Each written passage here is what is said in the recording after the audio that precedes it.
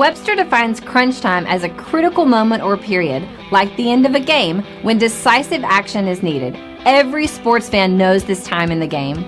Your palms sweat just a little more, your heart races just a little bit faster, and you live and die with every play until the final seconds tick off the clock and you're either celebrating a victory or disappointed by the defeat.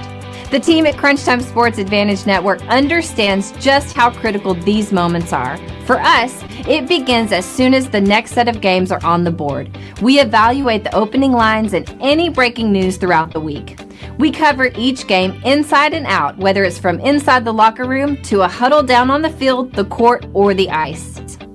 We take you inside the meeting room with scouts, coaches, and executives. We have our fingers on the pulse of all the sports that we cover: the National Hockey League, NBA, college basketball, college football, and the National Football League. We are the Crunch Time Sports Advantage Network, and we're here to help you find your sports advantage.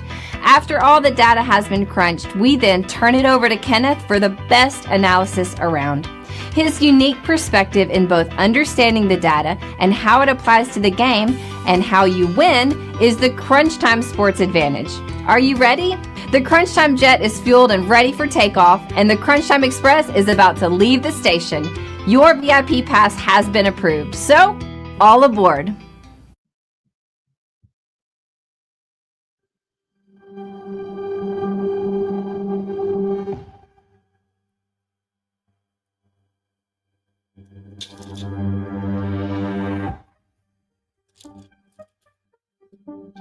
Welcome to the 2024 College Football Team Autopsy Report. An autopsy report is a document that summarizes the findings of an autopsy, an examination of a body after death. It includes details of the examination, tests, and observations performed, as well as the cause and manner of death. Just like a real autopsy report, the Crunch Time Sports Advantage Network College Football Autopsy Report examines a team's body of work after the season has concluded. This report includes a review of the team's season win total and whether they met expectations, key offensive, defensive, and special teams metrics that shaped the season, a deep dive into coaching decisions, including situational play and fourth down aggressiveness, a final season grade, evaluating execution, performance in key moments, and consistency. The final verdict, analyzing what went right, what went wrong, and what must be fixed for 2025. With the 2024 season in the rearview mirror, it's time to examine the patient. To present the findings, we have called in our Chief Medical Examiner and Senior Analyst, Kenneth. Welcome into the Crunch Time Sports Advantage Network. This is the 2024 Team Autopsy Report for the Georgia Bulldogs. Folks, I got you for about the next 28 minutes. It's time to hunker down. We got business to take care of down in Athens, Georgia. We're going to start right there with the head coach, Kirby Smart. 9 years back at his alma mater, and to say that this coach has been extremely successful would be an understatement. One of very few coaches in the history of our game with multiple national championships already under his belt. In his 9 years, 105 wins, 19 losses, 2 national championships. So Coach Smart has absolutely gotten it done. And if you look at his resume over the last 4 full seasons, this coach has lost a combined 4 games. That's extremely impressive there. So let's go ahead and get into this breakdown and really start to dissect this team from last year, because there's a lot of good takeaways. There's a lot of things that left the head scratching there. So let's start with the season betting win total. Going into June, you could have got this season win total at a 10.5. If you took the over, you absolutely did not cash that ticket. And before Georgia fans kind of let me know, you shouldn't have even gotten to the non-win mark. Now, that's credit to your coaching. Also, credit to all of the players there on that roster. This team could have packed it in, but continued to fight through some of the things that they were dealing with there in Athens. So didn't get to the win total. when we look at our composite win total in season, 3 unique statistical data points make up that number. We actually had the Georgia Bulldogs at an 8.3. So on our number, this was an 8-win team, not a 10-win team in the regular season. I think we can point to the 2 games that they won that they probably should have lost there. Okay, now let's talk about your strength of schedule and strength of record. This is something that the playoff committee weighs. We would like to see them weigh it even more so, because you're taking a look at 2 different data points, but can get you a really good result. So for Georgia last year, strength of schedule, basically what you can control in your strength of schedule is your non-conference. Did you play a decent non-conference, or did you load up on cupcakes? Well, we know over the past almost decade, Georgia will absolutely test themselves out of conference with a big-time early season matchup to start the season. So 0.576. That was the 10th toughest strength of schedule in college football last year. Their strength of record, however, tells a different story. 0.568. 44th out of 134 teams. So while their opponents were highly power rated, their win-loss record was not nearly as impressive.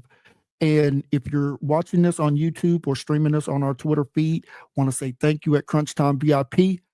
If you're listening on the podcast, don't worry, I got you covered with all the data that I'm going to be referencing here.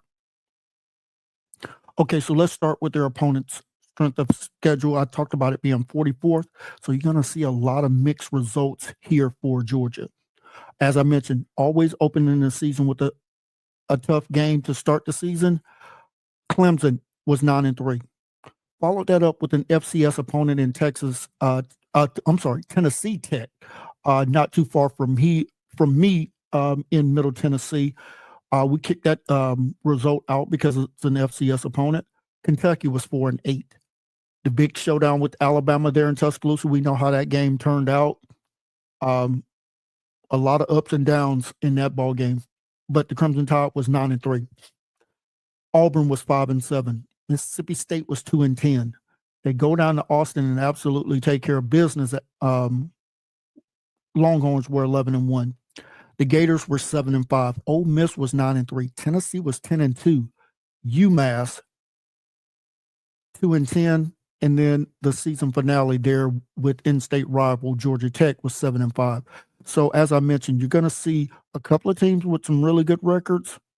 You're going to see some teams with some really poor records as well. So that's why the Bulldogs' strength of record wasn't as high as their power rankings were. Now, let's talk about how good was the defenses that this Georgia offense faced last year. We use a baseline number of 68 because that's how many Power 4 teams there were in college football last year. So let's start with Clemson, 35th. Kentucky had the 13th best defense in college football last year for us. Alabama was 6th. Auburn was 39th.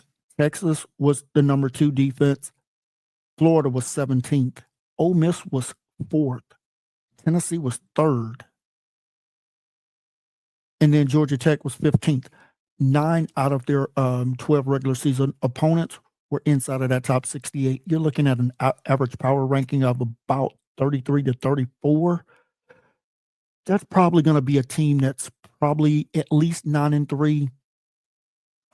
If a ball didn't bounce their way, 10-2 more likely with that kind of defense Georgia was facing week in and week out. So you're talking about a team that was barely outside of the top 25 week in and week out, just from a defensive power ranking standpoint. I mentioned the 2 games that our data points say that Georgia could have easily lost, that they won.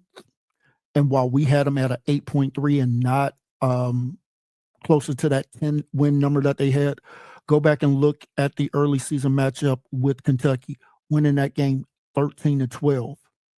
Same can be said about the season finale there with Georgia Tech. I think that game went into multiple overtimes.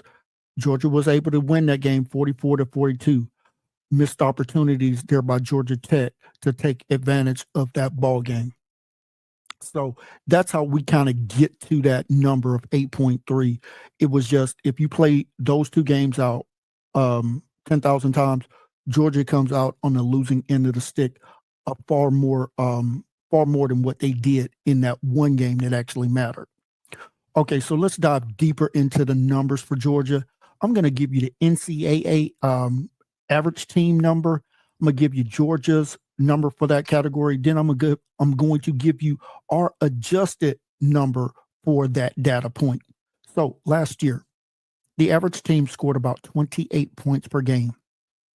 Georgia was at 33.2. When we adjust that for our opponent, because they play a solid schedule, it goes up to 35.9. So the Georgia offense, when it was clicking, it was absolutely ticking.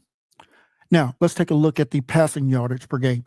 227 yards per game passing was the average last year.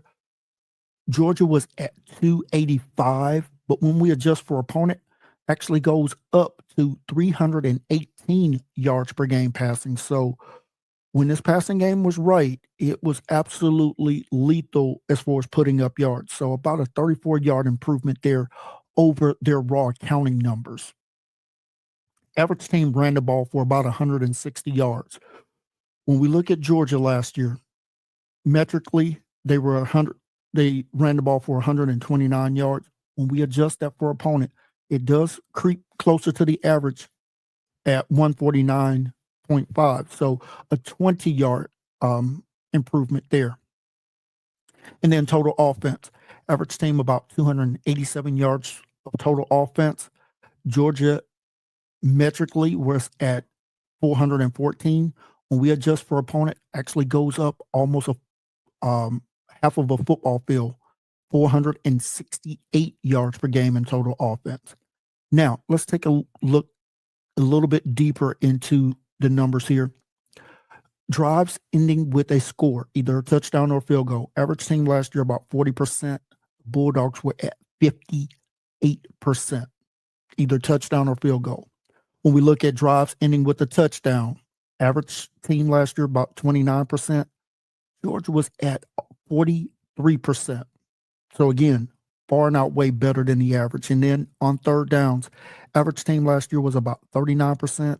Georgia, 46% conversion on third down. So Bulldogs were absolutely phenomenal there on offense. Their sacks, about right where the average was last year. About they allowed 24 sacks on the season. That's roughly about what the average is. Committed 16 turnovers. We'll talk about that more later once we get into the offensive splits and games that they won versus the games that they lost. When we look at the deeper numbers, how we call them our 3 E's, how effective, explosive, and efficient was your offense? As far as effectiveness, Georgia was 21st. As far as explosiveness, 27th.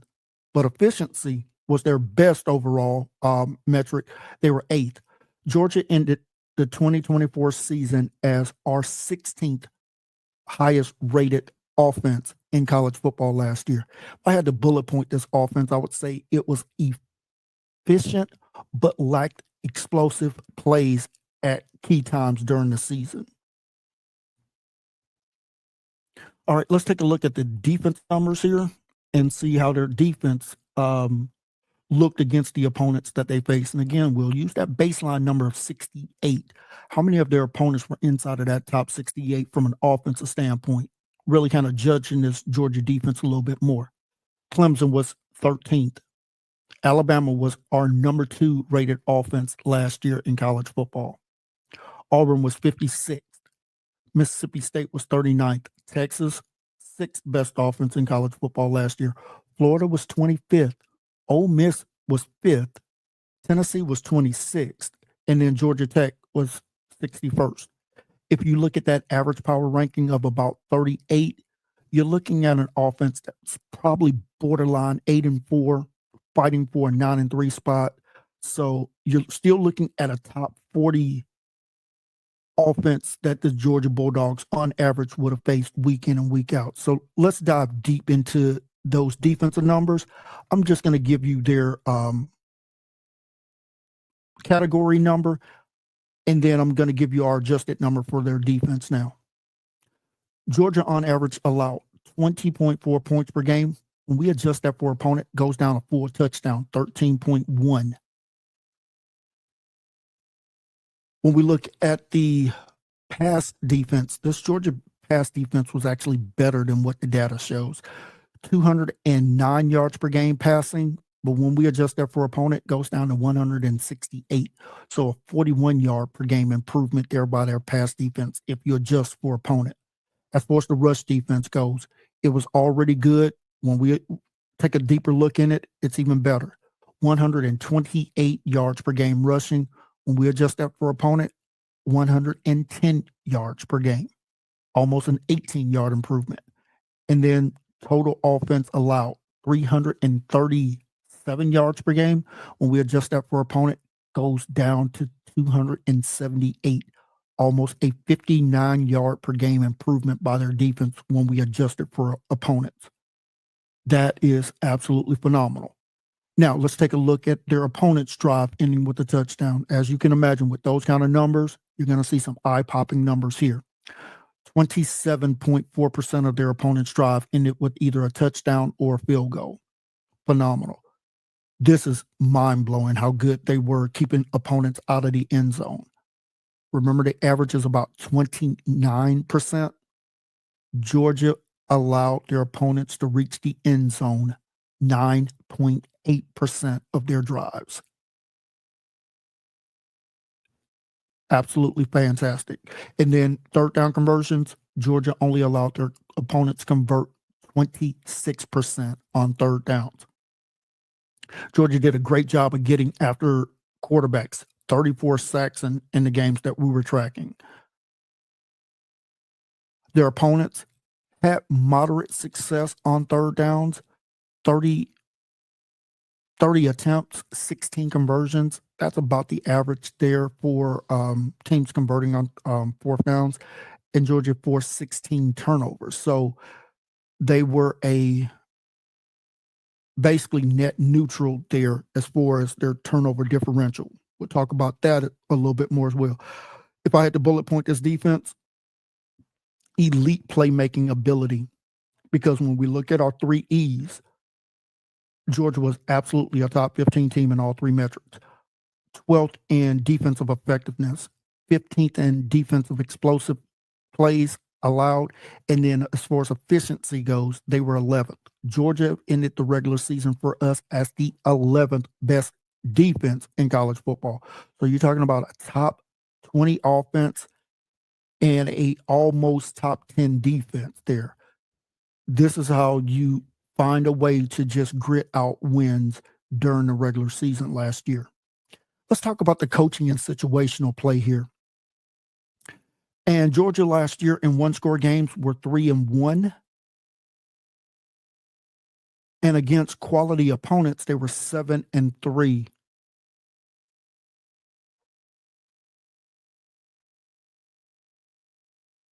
And that 7-3 would include the SEC championship game and the college football playoffs.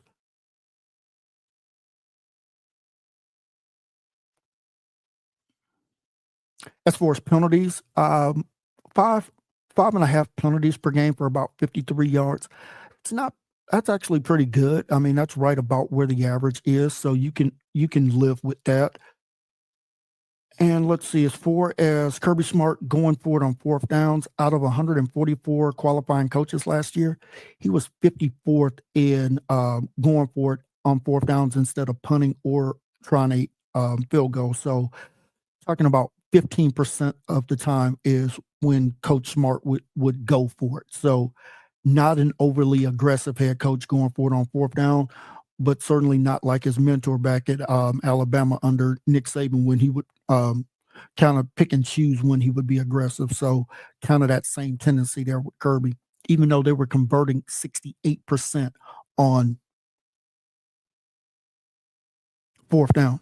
All right, let's talk about the quarterback here for a moment, because we know Carson Beck got injured in the SEC title game was knocked out for the playoffs with that elbow injury. Tough kid, but we saw a lot of up and down with Carson Beck last year. We're talking about a quarterback in 13 games completing 64.7% of his passes, did throw for 3,485 yards, 28 touchdowns, but 12 INTs. That is way too many INTs for a quarterback that's played as many snaps as Carson did. And some of those interceptions were just hard to watch.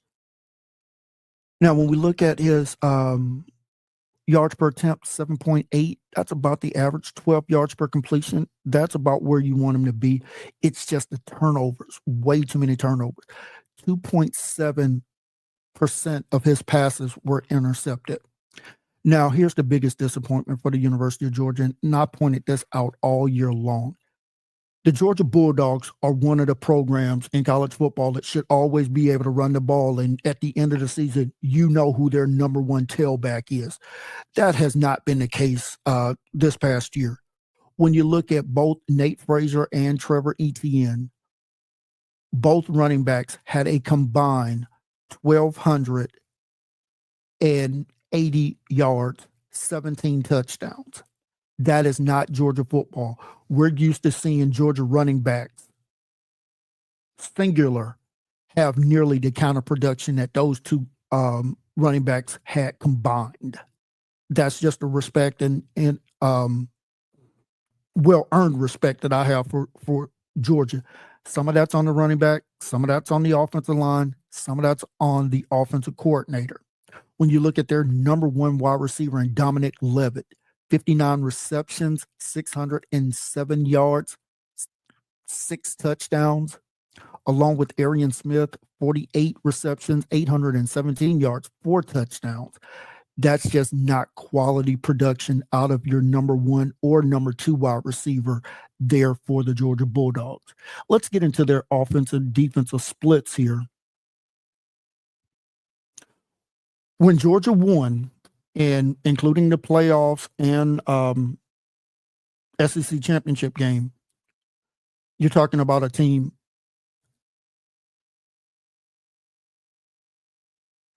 that was scoring 35 points per game, throwing the ball for about 280 yards on 36 attempts, 7.7 yards per attempt, 11.4 yards per completion, 31 rushing attempts for 140 yards, 4.5 yards per rushing attempt, about 420 yards of total offense, 6.2 yards per play. They averaged 4 touchdowns per game to just 1 turnover. Did a really good job of third down conversions, 44% conversion on third downs, and committed 9 turnovers in those 11 losses. In their 11 wins. In their 3 losses, I should say, 18 points per game, throwing the ball for about 286 yards on 38 attempts. The yards per attempt virtually identical, 7.6. Yards per completions tick up to 12.8. However, the run game is where this team struggled. 29 rushing attempts per game, but for only 67 yards. So the run game is cut in half in the games that they lost. 2.3 yards per rushing attempt. Total offense, only 353 yards per game, 5.3 yards per play. 2.3 touchdowns per game, but 3 turnovers per game. It's hard to win when you're giving the opponent 3 turnovers per game. 31% on third down conversion and 7 turnovers in those 3 losses.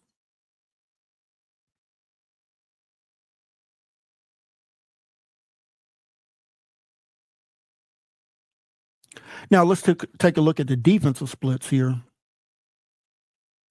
In their 11 wins, the defense was giving up about 18 points per game.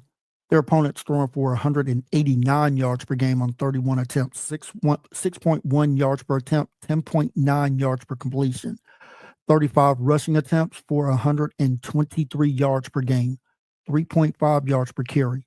Georgia was allowing about 312 yards of total offense to their opponents in those wins, 4.7 yards per play. 1.8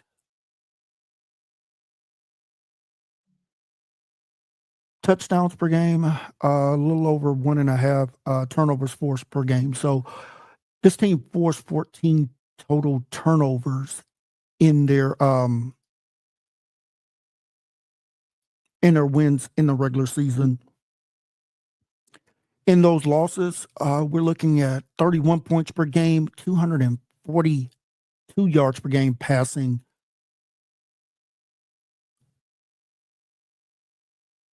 8.6 yards per attempt, 12.1 yards per completion, 35 rushing attempts, 153 yards rushing, 4.4 yards per play. 396 yards of total offense per game allowed, 6.2 yards per play. That's struggling on defense. Now, their third down conversion was actually better in the games that they lost. Their opponents only converting 29% on third downs, but only 2 turnovers forced thereby the Georgia defense. So there was a lot to like about Georgia last year. There was just some head-scratching performances that kind of left us out in the dark. I should have mentioned this at the top, but for certain teams, we're just going to talk about where I had them from a overall ranking, power ranking, and then our Crunch Time Sports Advantage playoff committee ranking. So Georgia ended the regular season for us as the number 4 overall ranked team. As far as how we had them power ranked, we had them power ranked 9th at the end of the regular season. And then when we look at our playoff committee rankings, Georgia would have been the number 4 seed based on our metrics last year. Now, we know that this team is losing a lot of talented players off of this defense. That's nothing new for Kirby Smart. But when you're talking about Jalen Walker losing his 6 sacks, you're losing virtually most of your frontline defensive line players there in Michael Williams. You're losing a veteran back there in the secondary in Malachi Starks. So quite a bit of turnover once again for Georgia, and they're going to need some of these guys that were in the rotation last year to really step up and play a lot of significant snaps this year on the defensive side of the ball. So let's get to the final grade for the Georgia Bulldogs.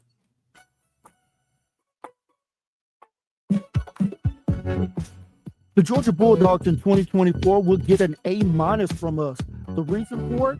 Well, quite apparently, this team makes the college football playoffs, and they did it by playing really fantastic defense in very key moments. Georgia remains one of the nation's elite teams, but they did show areas of vulnerability in key areas. We talked about it. Too many turnovers and a complete lack of a running game. This defense was championship caliber, but the offense needed more explosiveness, and especially in the running game in 2024. So in our final moments here with you before we wrap up this autopsy report, I'm going to give you 3 keys for the University of Georgia, not to get back to the college football playoffs, not to win the SEC title, but to bring back to Athens another national title. First and foremost, this team must improve the rushing attack to complement the passing game. Key number 2, the quarterback, whoever it is, whether it's Gunnar Stockton or whoever may be QB1 there in Athens, has to do a much better job of taking care of the ball. Cannot have 12 turnovers, 12 INTs from your starting quarterback. That is just way too many. And then finally, Georgia has to continue to excel in the special teams game. Talked about how this team was 19 for 21 in field goal attempts, 91%, made all their extra points, and the punting game was absolutely phenomenal, almost 48 yards per punt. That puts you in the top 5 of all teams in college football last year. If the Georgia Bulldogs can improve in these three areas, Georgia will not only make it back to the college football playoffs, but be a strong contender to bring another national title back to Athens.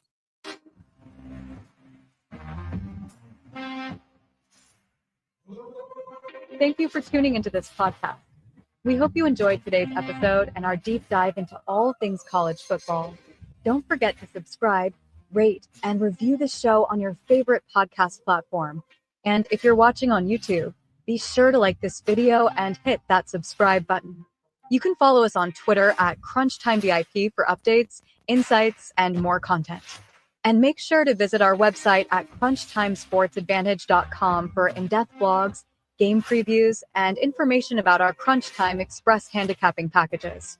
Thanks again for listening, and we'll see you next time for our next patient on the 2024 College Football Autopsy Report.